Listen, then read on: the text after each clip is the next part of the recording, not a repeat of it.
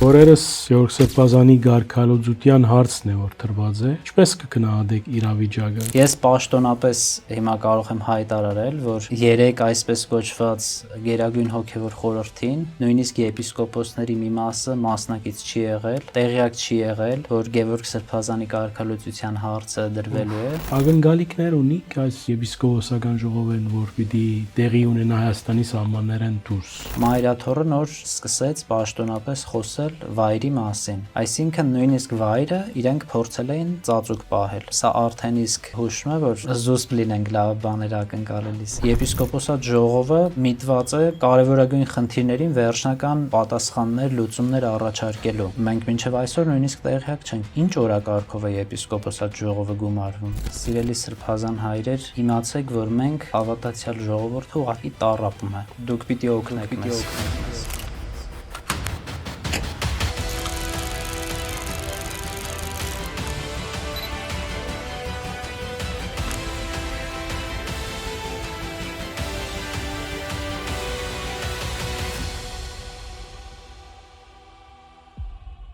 Բարև ձեզ հարգելի ունգընտիրներ եւ ագընտիրներ Արևելքի հարթագի կշարունակենք անգերց զրույցներում մեր շարքը այսօր հյուրս Մխիթար Թովմասյան Սարգսակն է։ Բարև ձեզ դիրացու ուրախ եմ արիթին համար։ Բնականաբար պիտի խոսենք մեր հասարակությունը հայությունը ամբողջությամբ հուզող իշխանություններ, եկեղեցի այս իրավիճակին մասին, ինչպես եւ ինչու միացակ այս բարենորոգչական շարժումին, ինչ էր մեկնագետը դիրացու գաղափարական էր, անձնական էր, թե իրավիճակ էին։ Նախ շնորհակալ եմ հրավերի համար եւ գալով ձեր հարցին իմ անձնական միանալու նպատակը շարժման կամ դրդապատճառը խոր ցավներ, որ ես ունեմ արդեն հատկապես վերջին տարիներին, երևի ավելի ցասումի հասած այն ժամանակվանից, երբ եկեղեցին բացահայտ սկսեց խառնվել քաղաքականությանը եւ գոնե ինձ համար մոռացավ իր հիմնական առաքելությունը։ Գիտեք, օրերս Գեորգ Սրբազանի գարքալոծության հարցն է, որ տրված է։ Ինչպես կգնահատեք իրավիճակը, արդար որոշում է, թե նախադեպ է, որ գրնա նաև ցնցել մեր եկեղեցու գարքը կամ հիմքերը։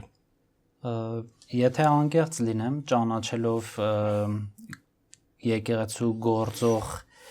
տրամաբանությունը, այսինքն արդեն նույնիսկ կռահելով, թե հաջորդ քայլերը ինչպիսին են լինելու, սպասելի էր, որ պիտի ինչ-որ ձևով կարգալույց հռչակեն նաև եպիսկոպոսներին, սկսելով երևի նրանցից ամենաակտիվից գուցե, բայց եթե նույնիսկ դեպքերը դնենք իրար կողք, կտեսնենք, որ պատրաստում են իրենք կարգալուծության հարցը ու հատկապես փորձում էին դա անել նախատեսված եպիսկոպոսատ ժողովից առաջ։ Տեսեք, Հայր Շահեի կարգալուծության մասին լուրը հայտնվեց նորից մի քանի օր առաջ, ճիշտ է,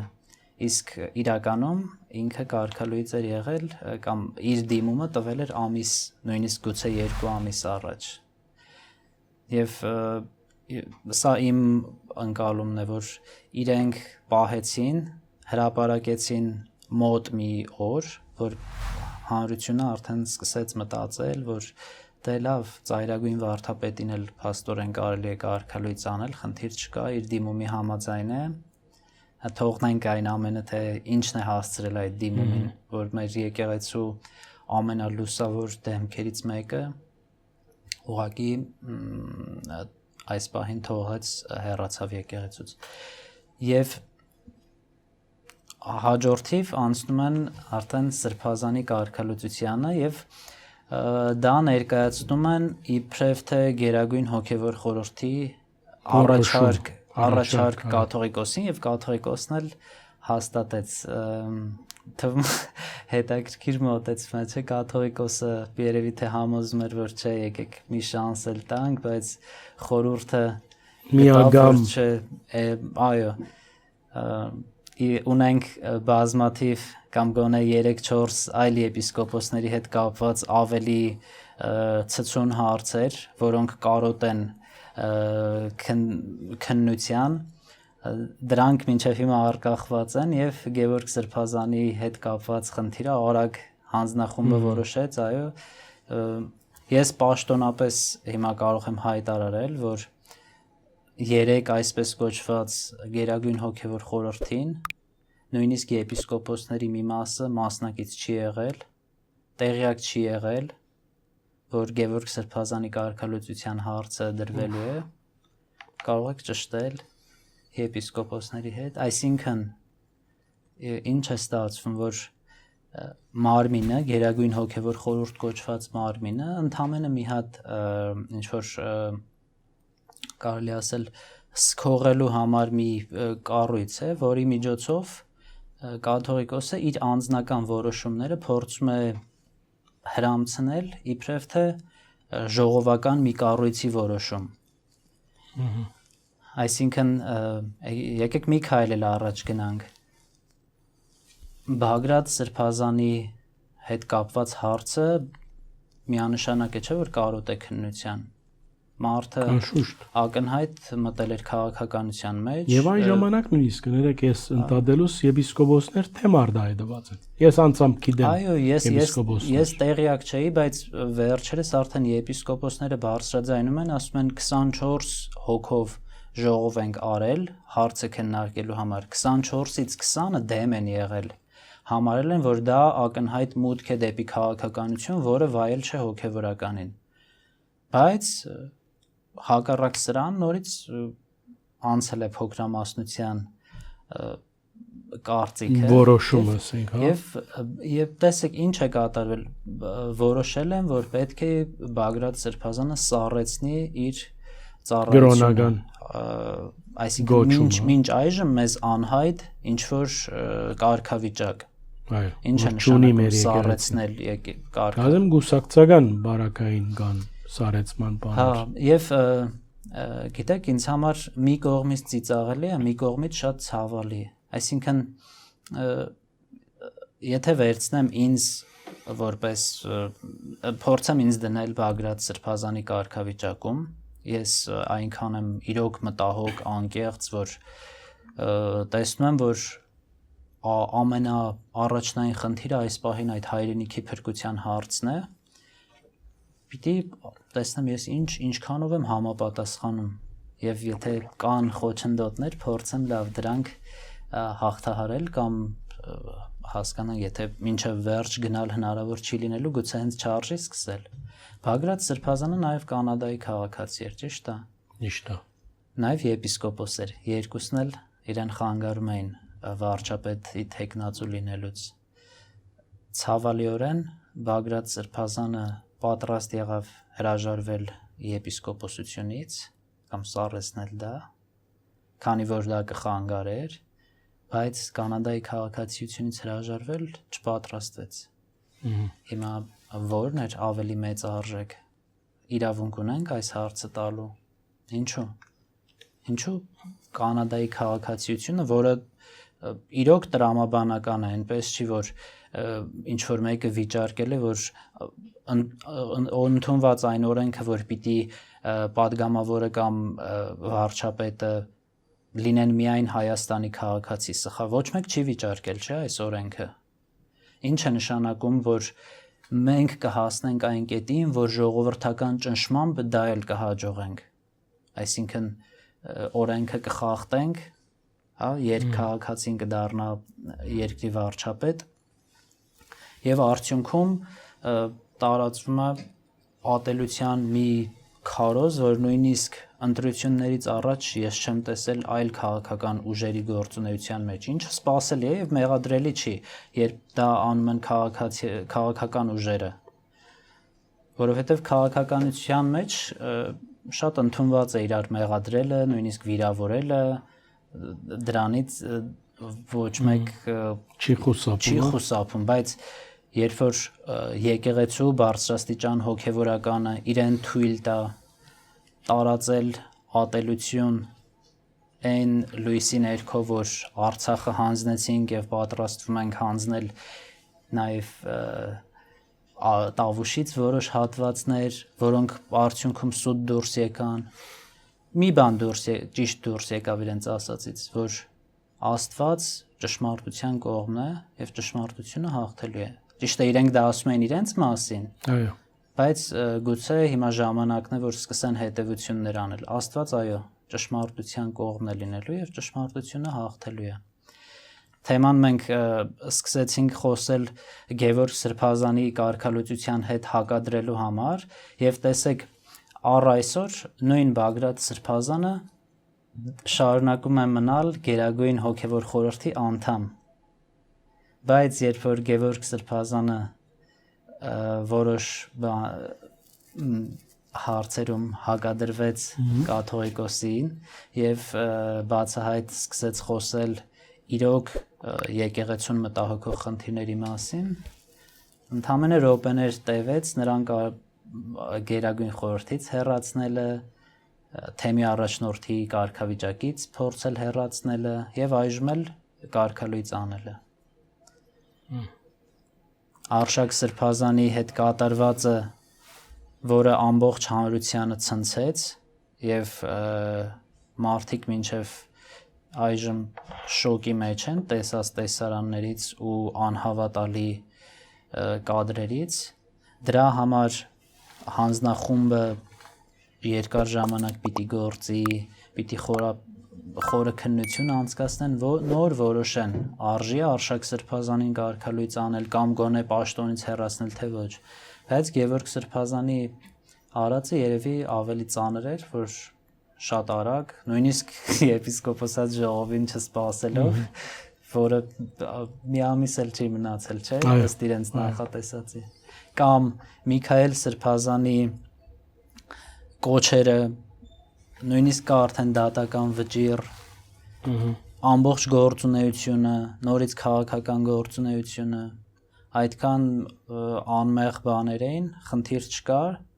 բայց Գևորգ Սրբազանի բարձրացրած հարցը շատ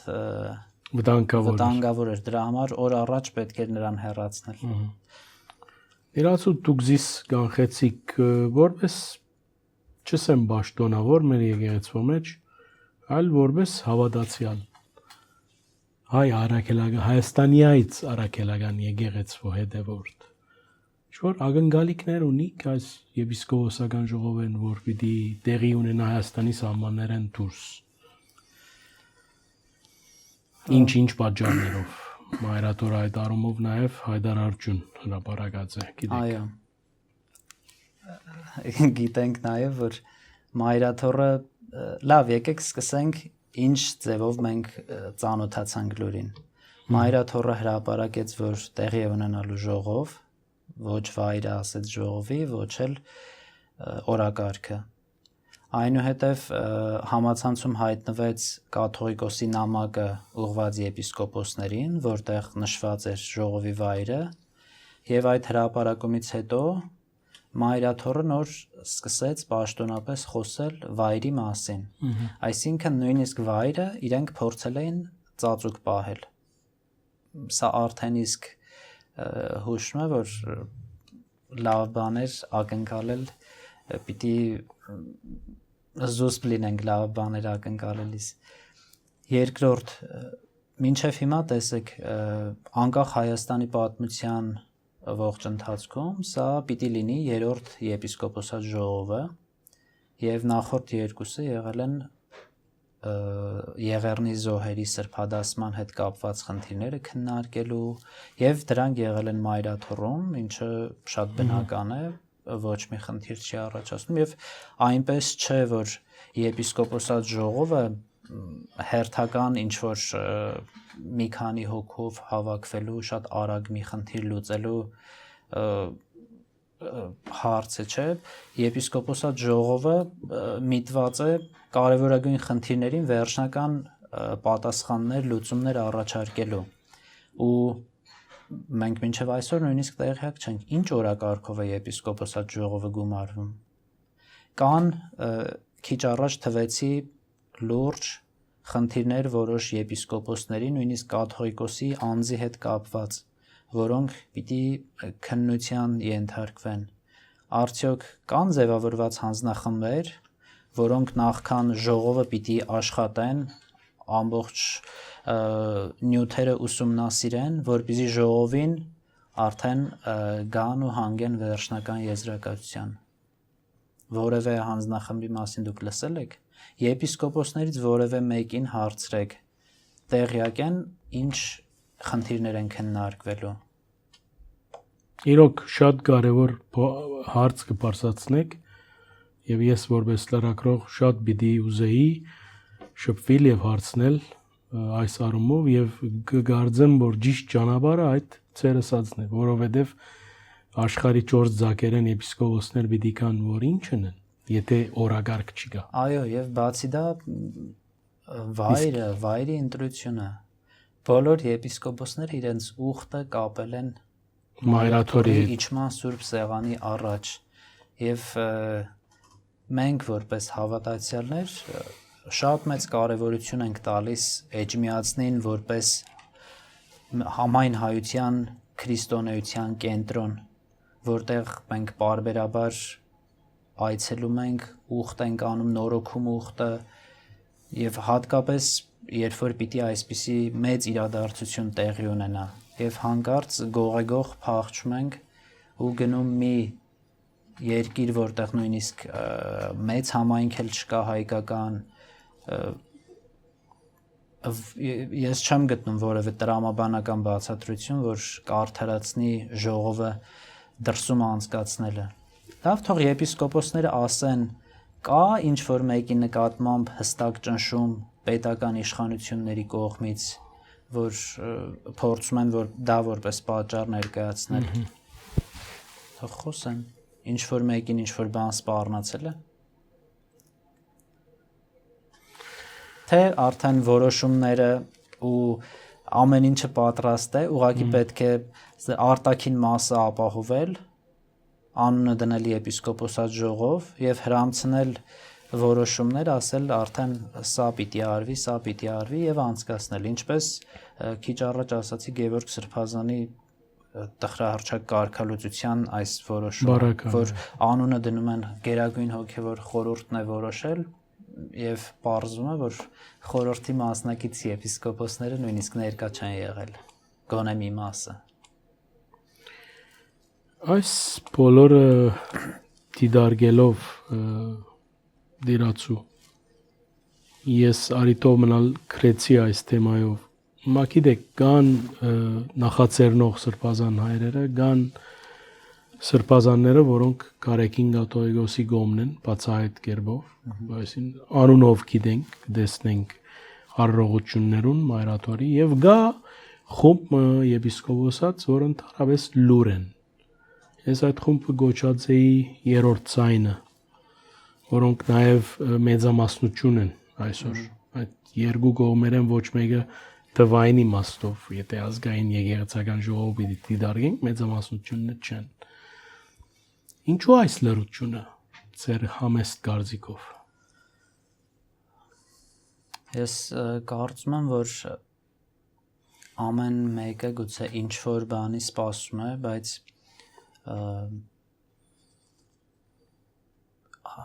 վստահ եմ որ ուղղակի անտարբեր չեն եւ գուցե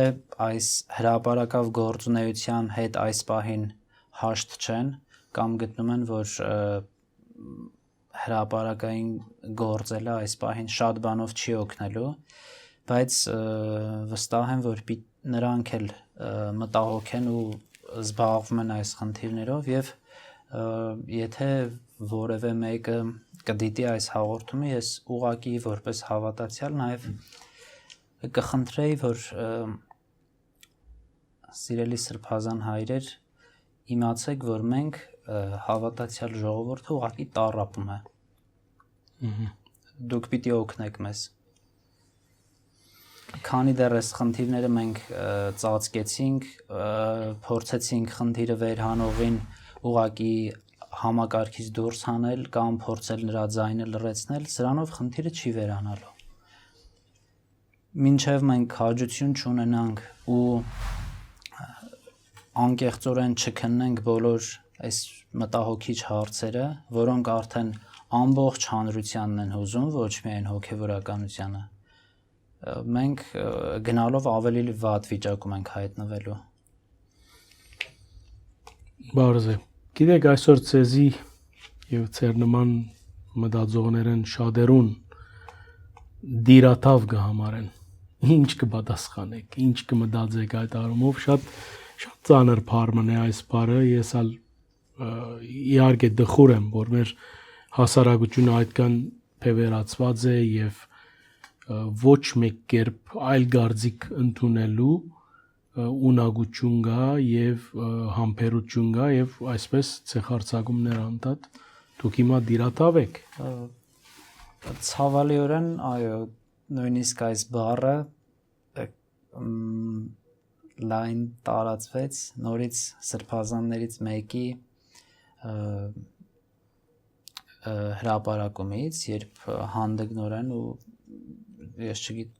այլ բառ չեմ ուզում ասել, ուղղակի այդքան առանց երկար բարակ ծանր ու թեթև անելու հրապարակ են նետում բառեր, որոնք ուղղակի կապ ունեն մարդ Աստված հարաբերության հետ, ճիշտ է, Տիրոջ Տեր եւ դավել կամ դավաճանել։ Հիմա եթե ես հարց ունեմ, ես մտահոգություն ունեմ, ցավ ունեմ, բարձրաձայնում եմ դրա մասին, դավաճանում եմ Տիրոջը, ով է Տերը։ Ինձ համար Տերը Աստված է, Հիսուս Քրիստոսը եւ Սուրբ Հոգին։ Ամեն։ Եթե պիտի դրա համար կոչվենք տիրադավ, շատ լավ, ես իմ հարցերը Աստծո հետ ես կլուծեմ եւ հույս ունեմ, որ Աստված ինձ կողորմի, եթե ամբողջ ընթացքում ինչ-որ սխալ թույլ տամ, թող ճիշտ ճանապարհը ցույց կտա, ես կգնամ այդ ճանապարհով, բայց ուղղակի մարդկանց վարկաբեկելու համար որոշակի վիրավորական բառեր նետել ու տարբեր լրագրողներ ու քաղաքական գործիչներ ոգևորված սրան նրան ասեն դու տիրադավ ես, շատ լավ, թողենք թող Տերը որոշի ով էր տիրադավը, այսինքն երբ որ Քրիստոսի խոսքին բացահայտ հակառակ գործող անձին թույլ ենք տալիս շարունակի եկեղեցական գործունեությունը, այստեղ ոչ մի տիրադավության խնդիր չկա, բայց երբ որ մարդիկ ուղղակի որոշել են բարձրաձայնել որոշ խնդիրների մասին, տիրադավ են, թե ինչ-որ ժամանակ, երբ որ եթե եղել ենք մայրաթոռում ծառայել ենք, կամ հենց ես անձամբ ծառայել եմ կաթողիկոսարանում, եթե հիմա ես խոսում եմ բաներ, խնդիրների մասին եմ խոսում, որոնք առնչվում են նաև կաթողիկոսին, սա տիրադավության նշան է, թե անկեղծության նշան է, թե մտահոգության նշան է։ Եթե գանք ամենասկզբից, եկեղեցին Հիսուս Քրիստոս հաստատեց երկրի վրա, որպեսզի բոլորին հավաքի իր շուրջը եւ ինքն էլ առաջնորդի եկեղեցին։ Եվ եթե որևէ պահի եկեղեցին դադարում է Քրիստոսով առաջնորդվելուց, ինձ եւ ոչ մեկին այդպիսի եկեղեցին պետք չէ։ Եվ հիմա եթե ուզում ենք իրական խնդիրները հասկանալ, եկեք փորձենք Քրիստոսի ցույց տված ձևերով հասկանալ, փորձենք մեր առջև դնել Սուրբ Գիրքը, Սուրբ Ավետարանը եւ գուցե մի անգամ էլ խորամուխ լինենք, տեսնենք արդյոք մենք ավետարանական բացահայտ սկզբունքները չենք խախտում։ Գուցե այդտեղ գտնենք արդեն պատճառ, որից այս երկպառակությունը գնալով խորանում է։ Եվ եկեղեցին ինքը կոչված էլ չէ քաղաքական կառույց լինել, որ ասենք ձայների մեծամասնությամբ կարևորը, որ կաթողիկոսը այս պահին ունի մեծամասնության համակրանքը։ Երբ որ պահը գալիս է խոսում, ասում ենք ամենայն հայոց կաթողիկոս, նկատի ունենալով, որ կաթողիկոսը բոլոր հայերինն է, եւ Հայաստանում ապրող, եւ Սփյուռքում ապրող, եւ նույնիսկ գուցե նրանց, ովքեր իրենց չեն էլ համարում քրիստոնյա, բայց հիմա ամենայն հայոց կաթողիկոսը, որը կոչված է բոլորի խնամքով զբաղվելու, բոլորին օգնելու, որ գնան ու հանդիպեն Քրիստոսին, ասում է կարևորը կեսից շատը դեռևս իմ կողմից են։ Սա բացահայտ կուսակցական մտածելակերպ է։ Եկեղեցում կեսից շատով չեն գործում։ Գիտեք դիրացու, հիմա կաթողիկոսի մոտ կանգնած քաղաքական ուժերը հաճախ այս թեմաները խոսելու բաղուն առաջ կկաշեն մեկ դրվակ, ըստ որուն կաթողիկոսը այս բայկարի թիրախն է, իշխանության կողմ է, քանի որ ան կփարսացայն է Արցախի մասին։ Ինչքանով ճիշտ է այս վերակրումը, այս մտավախությունը եւ արդյոք ճիշտ է որ եկեղեցին միջամուխ լա քաղաքական ինչ որ գործընթացներու։ Շատ լավ, եթե կաթողիկոսը իրոք մտահոգ էր Արցախի հարցով, ես իրենց խոսքերը ամենայն լրջությամբ եմ ընդունում ու փորձում եմ գտնել իրենց խոսքերի ճշմարտացիությունը ցույց տվող փաստեր։ Եթե ես մտահոգ լինեի Արցախով, արդեն փորձում եմ խոսել կաթողիկոսի դիրքից։ 26 տարի կաթողիկոս է։ Ինչու եկեղեցու լավագույն կադրերը չէին ուղարկվում Արցախ ծառայության։ Արցախը մեր ամենակարևոր մասերից մեկն էր հայրենիքի։ Ինչու էր Արցախ ուղարկվելը համարվում պատիժ եկեղեցում։ Մտածում էին Արցախի մասին, թե երբ որ արդեն ամեն ինչ հասավ օրհասական վիճակի եւ շատ հեշտ կարելի է շահարկել, այո, կորցրել ենք, մենք էլ պայքարում ենք դրա համար։ Այդ ձևով եք պայքարում։ Լուրջ հարց լուծելու համար դուք մտածում եք մի օրում, մի ամսում կամ մի տարում պիտի խնդիրը լուծեք, թե պիտի հետևողական աշխատանք տարվեր։ Մարդը քառորդ դարից ավելի կաթողիկոս է։ Թող ցույց տան Արցախում արված ինչ գործեր կան, որը պիտի զորացներ Արցախը։ Կար քարոզչություն ուղված Արցախի բնակչության ավելացմանը կամ նույնիսկ այստեղից ժողովրդի տեղափոխմանը, մարտակրական պատկերի բարելավմանը։ Այո։ Կար Արցախում քրիստոնեություն քարոզելու հստակ ռազմավարություն։ Կար։ Սա եկեղեցու գործառույթն է, արել են, թե ընդհանրապես պատերազմի ընթացքում գնային մի քանի տեղերում մի քանի ֆոտո անային, հրապարակային, ցույց տալու համար, թե մտահոգված ենք եւ պատերազմի մասնակից ենք։ Բագրատ Սրբազանի հետ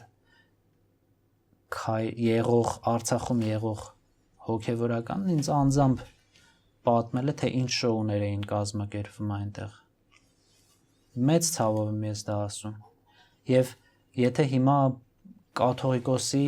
Շվեյցարիայում այդ ժողով անելը եւ Արցախի խնդիրները բարձրաձայնելը ինչ որ մեծ արդյունքեր ունենալու, ուրա այդ արդյունքը ինչի չենք տեսնում։ Թե ես նույնիսկ Հայրգուսանի հարցազրույցից հետո սկսեցի մտածել, որ սա ուղղակի հերթական առիթ է ստեղծվել եւս մի անգամ Շվեյցարիայում հայտնվելու։ Ունենք ողջամիտ կասկածի իրավունք։ Ինչքան բան ասենք Արցախում, որ պիտի արվեր ու չի արվել։ Քանի ճեմարան ավարտ է ուղարկվել Արցախ եւ քանի այլ տեղերից եկող ու մի քանի ամիս վերապատրաստում անցնող հոգեվորական է ուղարկվել Արցախ։ Որն էր ավելի խորագետ մոտեցում, որ պետք է, այսինքն 6 տարին սովորողներ ավելի լավ պատրաստված լինելու, թե մի քանի ամիս սովորողը։ Ես չեմ ուզում որևէ մեկին վիրավորել, բայց որպես ինստիտուցիոնալ կառույց մենք պիտի այս խնդիրներին անդրադառնանք։ Հոգևորականի գործունեության հաջողությունը կախված չի միայն նրա հավատի չափից, կախված է նաև բազմաթիվ այլ հանգամանքներից, սկսած նրա կրթությունից, մարդկանց հետ շփվելու կարողություններից, աստվածաշնչի իմացությունից, այլ տարբեր գիտությունների ուսումնասիրությունից։ Եվ մենք Արցախի մասին մտածողներս մենք թույլ էինք տալիս, ասում ենք լավ, որևէ տեղ ավարտած մի անձ թող եթե կուզի մի քանի ամիս գա արագ վերապատրաստվի եւ գնա Արցախ։ Շատ լավ։ Եթե այսպես ենք Արցախի մասին մտածում, ուրեմն ճիշտ են ասում այդ քաղաքական գործիչները։ Իրազոն նախ մեր զրույցը, անգեղ զրույցը սկսիլը դուք նկատեցի որ շատ խոցված եք նաև անհատական մագարտակով։ Ինչ տեղի ունեցավ ձեր հետ, ինչ էր այդ շահարկումը, որ եղավ, ինչու այդպես եղավ եւ այսօր ինչ կուզեք ասել հանրության այդ մասին։ Գուցեև ներանձնական խնդիր է, ձեր անհատական կյանքին միջամտելու ջիկ մգար կամ Այո, սա չի ասի թե ես այդքան նեղված եմ վարկաբեկի հրապարակումներից, գոնե ինձ ճանաչողները գիտեն ինձ հետ ինչ է տեղի ունեցել եւ ես ինչպես եմ ինձ դրսեւորել եւ Մայրաթոռում ծառայելու ժամանակ եւ դրանից հետո այո ես ունեցել եմ անձնական խնդիր որի առիթով դիմում եմ գրել ու դուրս եկել Մայրաթոռից նույն այն համոզումով որ քանի դեռ ես իմ ընտանիքում իմ խնդիրները չեմ լուծել ճիշտ չի լինի, որ ես փորձեմ եկեղեցում գործունեությունը շարունակել, որովհետև Պողոս Առաքյալը ինձ այդպես է սովորեցրել, եւ փառք Աստծո, այդ իմ ընտանեկան խնդիրը լուծվել է եւ այդ առումով խնդիր չկա։ Իսկ հրապարակման մեջ, երբ որ նշել էին նաեւ, որ իբր թե ես 18 թվի շարժմանը եղել եմ ինֆորմատոր Նոր Հայաստան, նոր Հայրաբեդ Այո, ցավալի է, որ ուղղակի այլ բան չեն գտել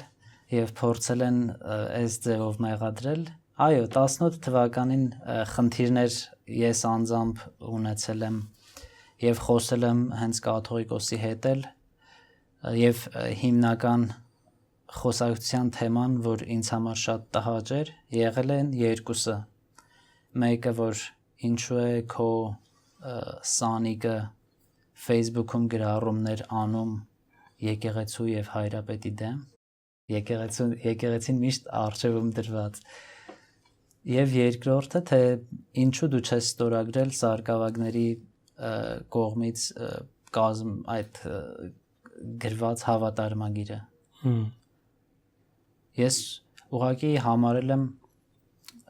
այդ հավատարմագիր ստորագրելը շատ նվաստացուցիչ ու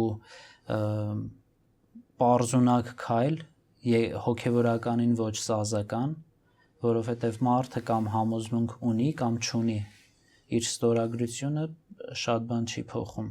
Եթե ես եկեղեցում եմ, նշանակում է ես հավատարիմ եմ եկեղեցուն, հավատարիմ եմ Աստծուն առաջին հերթին։ Եվ վայ ինձ, եթե ես երբևէ շեղվեմ այդ հավատարմությունից, բայց դա անհրաժեշտաբար չի նշանակում ամեն հարցում հավատարիմ ու հնազանդ լինել եկեղեցական որևէ իշխանության, կլինի